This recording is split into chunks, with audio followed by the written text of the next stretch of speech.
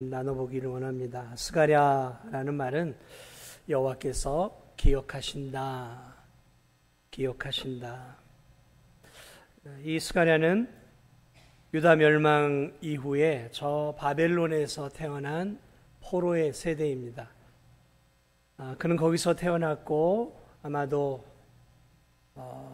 유소년이나 청소년 시절에 이제 포로에서 귀환되어 이스라엘로 돌아온 포로 귀환 공동체의 멤버였습니다.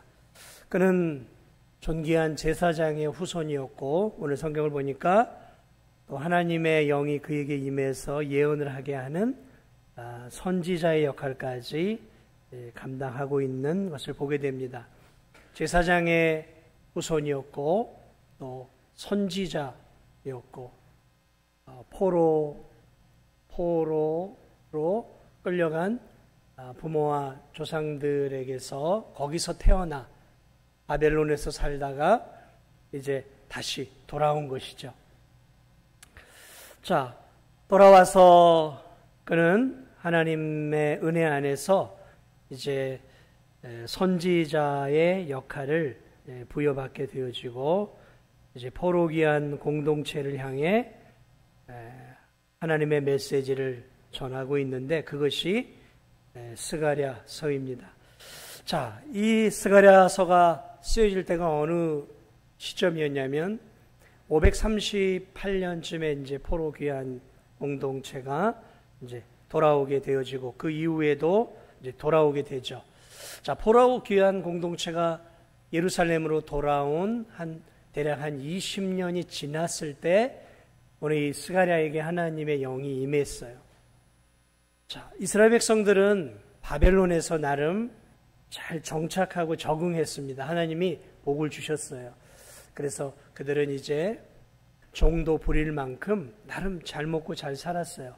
자, 그러나 이제 페르시아 고레스 왕은 자, 너희들 돌아가라. 가서 너희 하나님 섬기고 너희 나라에서 농사도 짓고 목축도 하고 그리고 세금 잘 바쳐라 하면서 이제 정책을 바꿔요. 그래 이 이스라엘 백성들이 많은 수가 이제 예루살렘으로 오게 되죠. 물론 오지 않는 사람이 훨씬 더 많았습니다. 다시 말하면 바벨론 땅에서 자리를 잡고 살아간 사람들이 훨씬 많았어요. 그 중에 일부가 이제 돌아온 거죠. 조국이고 또 하나님이 주신 기업의 땅이 우리가 살아야 할 땅이다 생각하고 이제 바벨론의 삶을 정리하고 돌아왔어요. 20년 정도의 시간이 흘렀어요. 근데 돌아왔는데 그들의 삶이 비참했어요. 왜냐하면 70년 동안 이 땅이 비어 있을 때 사마리아 사람이랑 주변의 이 사람들이 예루살렘을 비롯해 주변의 경제권을 다 장악을 해버렸어요. 70년 동안 비었잖아요. 그러니까 예루살렘과 그 유대의 경제권을 확 틀어잡고 있었던 거예요. 거기다가 경제권이 있다는 것은 정치적인 또 영향력이 있단 말이죠. 당시에 페르시아에 힘을 실어주고 있었던 게 어디였냐면 사마리아나 이런 사람들이에요. 조공을 많이 바치고 아부를 하니까 그들이 정치적인 힘도 있었단 말이죠. 또 경제적인 파워도 있었단 말이죠. 군사적인 힘도 있었어요. 그러니까 이스라엘 백성들이 한 4, 5만 명 돌아와 보니까 4, 5만 명이면 한 줌 재밖에 더 되겠어요. 과거에 솔로몬 시대, 다윗 시대만 해도 군인들이 막 100만 명 이랬던 그 찬란했던 이스라엘이 5만 명밖에 안 돌아왔으니 그 보잘것없는 곳이죠. 그래 이제 살아보려고 예루살렘에서 고국에서 살아보는데 어려워. 왜냐하면 경제권 다 뺐겠죠. 정치적으로 지금 힘이 없죠. 그러니까 살려고 몸부림을 치는데 사마리아 사람, 아람 사람, 암몬 사람, 주변의 사람들이 탁 틀어잡고 있으니 그 안에서 너무 고통스러운 시간들을 보낸 거예요. 자리를 잡아보려고 애를 써도 쉽지가 않은 거예요. 그러니까 돌아와서 20년이라는 세월이 지났어도 가난하게 사는 거예요. 자리를 잡지 못하는 거예요. 더군다나 이 사람들이 정치적인 힘과 군사력이 있으니까 압제하고 못 살게 구는 거예요. 괴롭히는 거예요. 20년이라는 시간 동안에 이스라엘 백성들이 후회를 하기 시작해요. 우리가 괜히 왔나? 조국에 왔고 하나님의 땅에 왔고 하나님이 이 땅을 다시 번성케 하시고 하나님이 이 나라를 회복시키신다고 했는데 아무것도 변한 게 없으니까 이 이스라엘 백성들이 절망하기 시작해요. 좌절하기 시작합니다. 그리고 성전을 와서 이제 짓기 시작하는데 이 막 사마리아 사람이랑 암몬, 아라비아 사람들이 막 방해를 하니까 성전을 짓다가 방해를 받아서 결국은 성전도 짓다 마른 거예요. 성전도 짓다 말았죠. 그들의 구심점이 성전인데 성전도 짓다 말아서 못 지었죠. 경제적으로는 피폐하죠. 정치적으로는 형편없죠. 가난을 지금 대물림하고 있죠. 그러니까 정말 이 사람들의 삶이 죽겠는 거예요. 그런 가운데서 이 학개 선지자가 우리의 중심은 신앙이다. 성전을 짓자 다시. 그래서 이 학개의 메시지를 통해 이스라엘 백성들이 다시 정신을 차리고 이제 성전을 짓기 시작을 해요. 그런 가운데서 오늘 이 스가랴 선지자도 성전을 짓고 있는 이스라엘 백성들을 독려하면서 지금 이 스가랴를 선지자서를 쓰고 있는 거예요. 그러니까 이 선지서가 쓰여질 이 당시는 이스라엘 백성들이 정신적으로, 영적으로, 육적으로 가장 피폐하고 가난하고 억눌린 그러한 시점에서 영적으로도 바닥을 치는 시점이었던 것이죠. 그때 이 스가랴가 오늘 이 본문에서 하는 말씀이 뭐냐면 회개하라라는 거예요. 회개하라. 아니 뭔 회개에 지금 힘들어 죽겠고 열심히 산다고 사는데 겉으로 볼 때는 이들이 열심히 살았어요. 뭐냐면 성전을 지금 다시 또 짓기 시작했단 말이죠. 어려운 삶 속에서도 성전을 짓기 시작했어요. 얼마나 귀한 일이에요. 성전을 짓는다는 건 하나님 중심으로 산다는 거거든요. 예배 중심으로 살겠다는 거예요. 그래 얼마나 귀한 일이에요. 여러분 그렇지 않습니까? 어렵고 힘들 때 그래도 주일을 지키고 교회 나와서 하나님 앞에 주일만큼은 일하지 않고 예배 드리면 이게 귀한 일입니까? 귀하지 않은 일입니까? 예? 귀한 일이죠. 귀한 일이죠. 예. 귀한 일이란 말이에요. 그건 다시 말해서 이들이 하나님을 기억하고 하나님께 예배를 드렸다는 거예요. 오늘 이 자리에 앉아 계신 우리 성도들 가운데에도 일주일의 삶이 힘든 성도들이 있었을 거예요. 또 경제적으로도 지금 어렵고 여러 가지로 삶의 어려움 때문에 한 주를 참 힘겹게 살아내고 그리고 오늘 이 자리에 거룩한 주일에 오신 성도들도 적잖이 있을 거예요. 그럼 귀한 일이죠. 얼마나 귀해요. 그런 성도들은 박수를 받기에 마땅한 거예요. 오늘 어려운 가운데서도 이 발걸음을 교회로 와서 하나님 앞에 예배 올려드리고 구원의 하나님을 찬양하는 우리 귀한 성도들을 주님의 이름으로 축복을 드립니다. 귀한 일이에요. 오늘 이 성도들이 귀한 일이에요. 그것만 했나요? 예배도 드렸죠. 고국으로 들어와 또 나름대로 먹고 살기 위해 열심히 애를 썼단 말이에요. 그런데 오늘 이 1장부터 6절을 보면 이 스가랴가 회개하라고 지금 이렇게 이스라엘 이 유다 백성들을 나무라고 있는 거예요. 나무라고 있는 거예요. 그러므로 우리는 이렇게 열심히 주를 위해 살려고 몸부림치는 성도들을 향해 왜 스가랴 선지자는 하나님의 말씀을 받아 회개를 외쳤는가?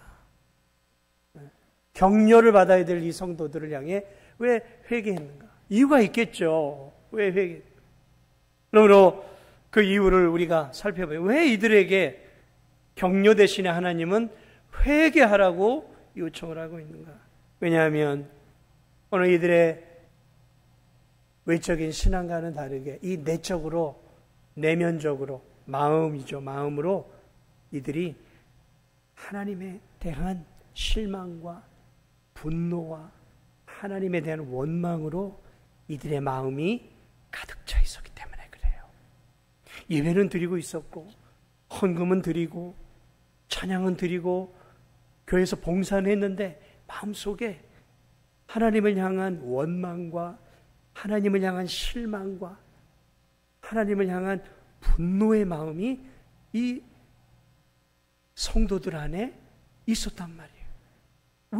왜 이런 마음이 이들에게 있었냐면, 자신들이 저 바벨론 땅에서 잘 사던 삶을 다 포기하고 이제 이 고향 땅으로, 힘든 고향 땅으로, 척박한 고향 땅 예루살렘으로, 유다로 왔으면 하나님이 복에 복을 부어주셔서 그 주변의 악한 나라들 싹 능력으로 몰아내고 이스라엘 백성들이 다시 경제권을 회복하고 또 군사력도 회복하고 정치적인 힘을 얻게 해서 부강한, 과거의 솔로몬, 다윗 왕과 같은 때는 아니더라도 다시 나라가 흥황하는 그런 은혜를 주실 거라고 믿고 왔단 말이에요. 그런데 20년이나 지났는데도 여전히 변한 게 아무것도 없는 거예요. 여전히 삶은 쪼달려요. 여전히 가난해요. 여전히 강한 이 이방 민족들이 압제를 하는 거죠. 무시하는 거죠.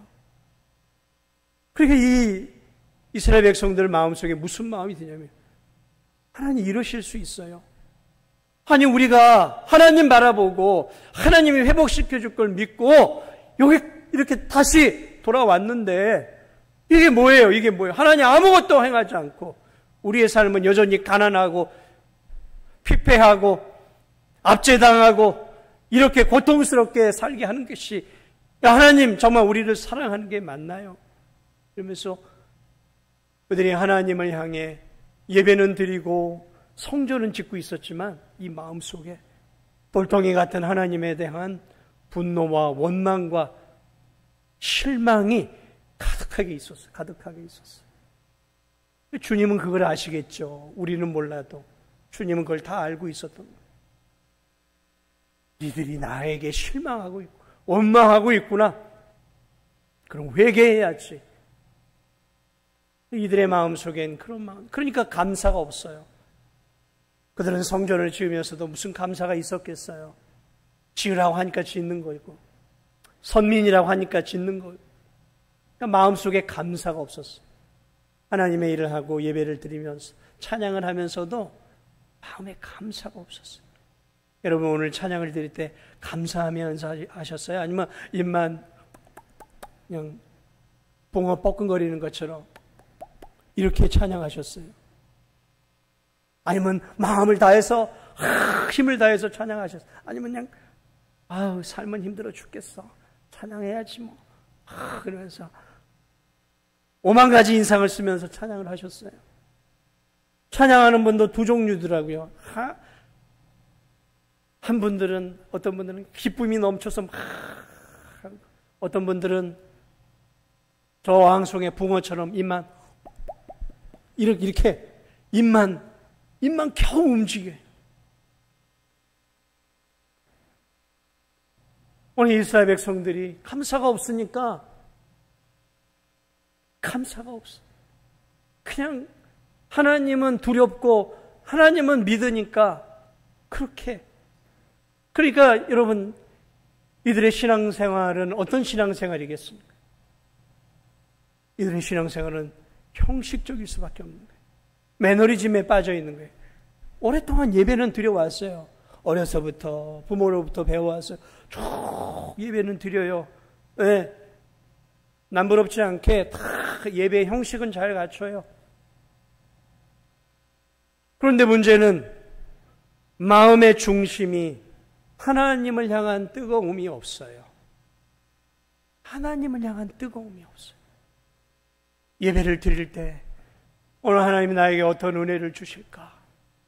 주님, 오늘도 나에게 은혜를 주셔야 내가 남은 6일 동안을 살 수 있습니다. 그렇게 간절한 마음으로 오늘 예배 자리에 오신 분들, 손을 들라고 하면 몇 분이나 손을 들까? 제가 손을 들라고 말을 못하겠어요. 왜냐하면 제가 상처를 입을까 봐. 어떤 마음으로 예배 자리에 참석하셨어요? 아유, 또 오후구만. 오후 예배까지 드리고 가야지. 주일 성수하라고 했으니 해야지. 어쩌겠어. 내가 직분도 있고. 이런 마음으로 앉아있다고 하면 오늘 예배가 목사님 이렇게 우리 또 설교가 길어. 빨리 좀 끝내지. 그런 마음이 들면 예배 시간에 몸이 뒤틀리기 시작하는 거예요. 우리 성도들은 그런 성도들 안 계시죠? 매너리즘에 빠진 성도들. 격식은 갖춰 예배드려요. 형식은 갖췄어요.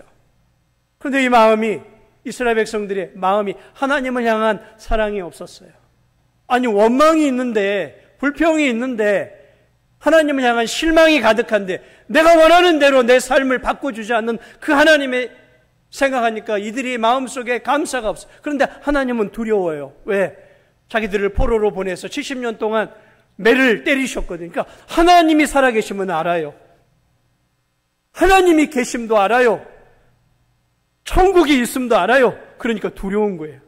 그러니까 예배는 드려요. 그런데 마음속에 예배를 드리고 성전은 건축을 하는데 그냥 형식적으로 기도하고 형식적으로 앉아 예배를 드리고 형식적으로 찬양해요. 마음속에 기쁨이 전혀 없는 거예요. 마음속에 감사가 없는 거예요. 마음속에 구원의 감격과 희열이 없어요. 이게 이스라엘 백성들의 모습이었어요. 그래서 하나님은 이스라엘 백성들을 향해 지금 회개하라 하고 있는 거예요. 사랑하는 여러분은 어떤 마음으로 예배 자리에 오셨어요? 어떤 마음으로 지금 예배를 드리십니까? 어떤 마음으로 찬양을 하고 계세요? 어떤 마음으로 지금 설교를 듣고 계세요? 곰곰이 나를 살펴보세요. 형식은 잘 갖췄는데 혹 내 마음 속엔 뜨거움보다는 그저 형식을 갖추어 이렇게 행하고 있는 아주 신사적인 그런 신앙의 형태만 남아있지는 않느냐라는 거예요. 다른 사람은 몰라요. 다른 성도들은 몰라요. 저도 몰라요. 그러나 마음을 꿰뚫고 보시는 주님은 알고 있어요. 지금 우리 성도들이 매너리즘과 형식에 빠져서 그냥 다람쥐 쳇바퀴 돌듯 그냥 내가 평생 예배 드렸으니까 예배 드린다라는 마음인지, 아니면 오늘 이 예배 가운데서도 오늘 내가 하나님의 은혜를 경험하고 오늘도 내가 이 예배 가운데 하나님을 만나야 되겠다라는 간절한 주를 향한 열망 가운데 이 자리에 앉아 있는지는 하나님은 알고 계신다는 거예요. 하나님은 알고 계시. 그런 것들이 우리의 외적인 모습을 통해 드러나는 거예요. 어떻게 찬양하고 있는가? 어떻게 기도하고 있는가? 어떤 자세로, 어떤 마음으로 봉사하고 있는가? 우리는 우리를 속일 수 있어요. 나도 속일 수 있어요. 우리는 서로를 속일 수 있어요. 그러나 한 분은 속일 수 없어요. 우리의 마음을 통찰하고 계시는 하나님은 속일 수 없어요. 지금 내가 어떤 마음으로, 어떤 자세로 하나님께 지금 영광을 돌려드리고 예배를 드리고 있는지 하나님은 알고 계셔요. 우리가 그 하나님을 의식하고 그 하나님을 바라보며 주를 섬기고 그 하나님을 바라보며 교회 일을 하고 하나님의 눈을 의식하며 예배를 드리는 것이죠. 그럴 때 우리가 형식에 빠지는 그런 우를 범하지 않을 수 있는 것이죠. 타성에 젖어 신앙생활하는 것만큼 너무 위험한 신앙생활이 없어요. 타성에 젖어 나도 모르게 그냥 습관적으로 앉아 예배 드리는 삶, 귀한 것이지만 한편으로 위험한 거예요. 오늘 이스라엘 백성들의 모습이 그랬어요. 그러니 여러분, 이들의 삶이 하나님이 기뻐하는 삶을 살았겠습니까? 자연스럽게 하나님을 향한 원망과 실망이 가득하니 이들에겐 감사가 없고 신앙의 삶은 형식에 치우쳤단 말이죠. 그러므로 그들의 삶은 안 봐도 아는 거예요. 오늘 이 스가랴 선지자를 쭉 보면 그들의 삶이 어떤 삶이냐면 세상 사람과 똑같은 삶을 살기 시작해. 거짓말하고 속이고 같은 이스라엘 백성들에게 돈을 많이 빌려주고 고리대금업을 해가지고 피를 빨아먹듯이 믿음의 교우들에게 고리대금을 속이고 그런 세상의 추한 모습들을 이 이스라엘 백성들의 삶이 고스란히 이어져 오고 있는 거예요. 당연한 귀결이겠죠. 하나님이 이들의 삶의 형편없는 모습들을 보신 거예요. 야, 어떻게 내 자녀들이 이렇게 살 수 있느냐? 내가 너희들을 건져내어 다시 70년 만에 돌아오게 했는데 어떻게 너희들이 이렇게 살 수 있느냐? 그러면서 지금 하나님이 스가랴를 통해 이야기하기 시작하는 거예요. 그게 스가랴서의 시작이에요. 그러면서 주님이 오늘 이렇게 얘기하고 있는 거예요. 야, 너희들이 이 고통을 겪는 이유가 뭔지 아냐? 너희 조상들 때문이야. 너희 조상들에게 내가 뭐라고 했는 줄 알아? 회개하라 그랬어. 우상을 버리라 그랬어. 나만 섬기라 그랬어. 그렇지 않으면 내가 심판하겠다고 내가 많은 선지자들을 보내었어. 그런데 너희 조상들이, 너희 아비들이 내 말을 듣지 않았어. 그래서 너희 조상들이 포로로 끌려간 것이고 다시 70년 만에 귀환해서 이 어려움을 겪은 거예요. 너희들이 지금 겪고 있는 그 아픔은 너희 부모와 조상 세대들의 죄의 결과로 내가 불순종하면 벌을 내리겠다라고 하는 내 약속이 실현된 모습이야. 그리고 너희들이 돌아왔어. 그런데 왜 너희들은 여전히 너희 조상들과 똑같이 살아가느냐? 너희들은 달라져야 되지 않겠느냐? 지금 너희들의 삶이 어렵다고 마치 내가 없는 것처럼 너희들이 원하는 대로 지금 응답을 주지 않는다고, 너희들이 원하는 경제적인 문제를 해결해 주지 않는다고 나에게 실망하고 있니? 정치적인 어려움이 있고 삶이 고달프다고, 기도해도 응답이 안 된다고 나에게 지금 원망하고 실망하고 있느냐? 그러면서 지금 하나님이 이 이스라엘 백성들을 향해 회개를 요청하고 있어요. 아니, 그렇지 않아. 나는 약속을 지키는 하나님이야. 단지 너희들이 원하는 때, 너희들이 원하는 방법, 너희들이 원하는 식으로 내가 주지는 않아.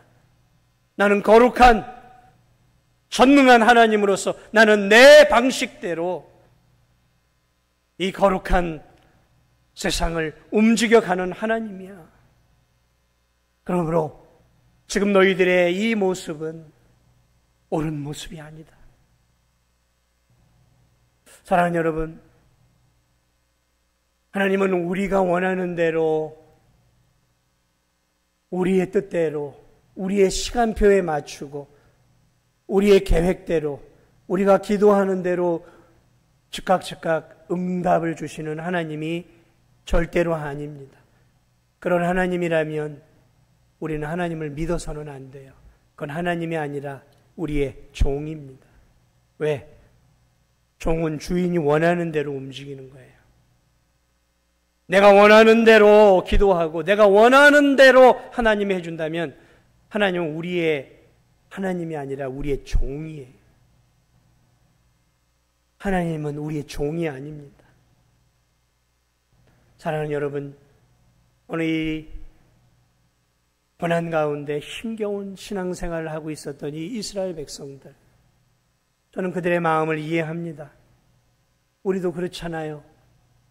육신의 질병, 경제적인 어려움, 인간관계, 가정 안의 어려움들, 화급하고 너무도 절박해서 하나님이 지금 이 순간이라도 응답을 주기를 원하는 마음으로 우리는 살아가고 있어요.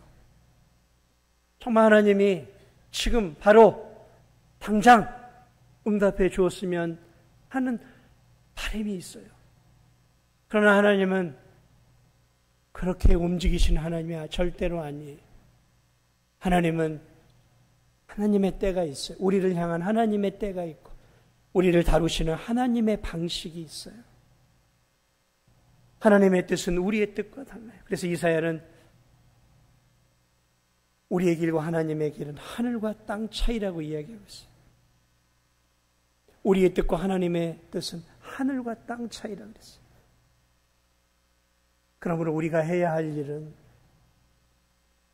지금의 주어진 인생의 어려움 속에서도 하나님을 하나님으로 인정하고 하나님의 하나님 되심을 고백하면서 내게 주어진 삶의 어려움 속에서도 그것만을 보지 말고 하나님이 우리에게 주신 게 있잖아요. 영원한 구원의 샘물이 되시는 예수 그리스도를 우리에게 주셨잖아요. 영원토록 마르지 않는 찬양의 샘물, 영원토록 마르지 않는 구원의 샘물이 되시는 예수 그리스도. 날마다 우리에게 생명의 양식이 되시고 날마다 우리의 인생에 힘을 주시는 예수 그리스도. 그분을 우리의 구주로 주셨잖아요. 힘들고 어려울 때마다 저는 주 예수 그리스도를 생각합니다. 내게 주어진 삶은 지금 어렵지만 예수 그리스도를 바라볼 때 제 마음속에 다시 소망이 솟아나고 힘이 생기기 시작해요. 왜냐하면 예수 그리스도를 생각하고 묵상할 때마다 그분이 나를 위해 해주신 놀라운 구원의 은혜를, 십자가의 은혜를, 그리고 오늘 이 하루를 살아가는 삶 속에 나를 도우시는 그 하나님의 은혜를 생각할 때 삶은 어렵지만 응답받아야 될 기도의 제목은 아직도 여전히 많이 있지만 여전히 나의 삶은 부요하지 않지만 그 놀라우신 하나님의 십자가의 은혜를 기억할 때 우리는 감사할 수 있고 여전히 우리는 하나님을 찬양할 수 있고 여전히 우리는 그 주님 안에 천국을 소망하며 기쁨 가운데 살아갈 수 있음을 믿으시기 바랍니다. 사랑하는 여러분, 하나님만을 신뢰하십시오. 환경을 초월해 지금 당장 응답 안 됐다고 하나님 나 사랑하지 않아, 하나님은 내 말에 귀를 기울이지 않아, 나에겐 별 관심이 없고 다른 성도에게, 아니요, 그렇지 않아요. 하나님 그러신 분 아니에요. 하나님은 우리 한 사람 한 사람을 다루시는 방식이 있어요. 하나님은 우리 모두를 동일하게 사랑하시지만 동일한 방법으로 사랑하시진 않아요. 하나님은 저는 저대로 사랑의 방식이 있고 하나님은 여러분을 사랑하는 사랑의 방식이 또 사랑의 때가 있음을 기억하시면서 오늘 이 연약한 이스라엘 백성들처럼 현재 주어지는 그 어려움이 조금 길어진다고 하나님을 향해 불신의 마음을 품거나 의심의 마음을 품거나 하나님을 향해 입이 뾰루통 나온 그런 성도의 삶이 아니라 나를 구원하신 그 십자가의 은혜를 기억하면서 날마다 하나님께 감사하시고 주일마다 교회에 나와 하나님께 예배 드릴 때 간절한 열망을 가지고 은혜를 사모하는 마음으로 예배 자리에 나오시고 기도할 때도 힘을 다해 뜨겁게 하나님 앞에 기도하시고 찬양을 드릴 때도 이제 내일 천국 갈 사람처럼 그렇게 찬양하지 마시고 네? 내일 천국 갈 사람처럼 그렇게 좀 찬양하지 마시고 연세가 드셨어도 힘을 다해서 박수를 치라고 하면 박수도 치고 이 손이 좀 많이 천국 갈 때 좀 손이 달아져야죠. 두꺼운 손 가지고 천국 가실 거예요. 하나님을 향해 마음껏 박수 치시고 마음껏 찬양해서 성대가 다 달아질 만큼 마음껏 찬양하다가 그렇게 우리 하나님 나라에 가야 되지 않겠어요? 복음을 증거하기 위해 이리 뛰고 저리 뛰어서 관절염이 올 만큼 주를 위해 열심히 살다가 가야지 튼튼한 두 다리 가지고 천국 가실 거예요. 주를 위해 남은 생에도 힘을 다해 주를 위해 내 시간, 내 물질, 내 재능들 남겨놓고 가면 뭐 하겠어요? 내 이 몸 건강하게 가면 뭐 하겠어요? 쓸 만큼 다 쓰고 달아질 만큼 달아진 다음에 천국 가야 되지 않겠어요? 저와 우리 성도들이 그러한 마음으로 남은 생에도 주의 은혜에 감사하시면서 주의 나라와 주의 복음을 위해 이번 한 주도 뜨겁게 주를 위해 기도하시고 주를 위해 사시는 그런 귀한 믿음의 생애를 사시는 우리 성도들이 되시기를 주님의 이름으로 축복을 드립니다.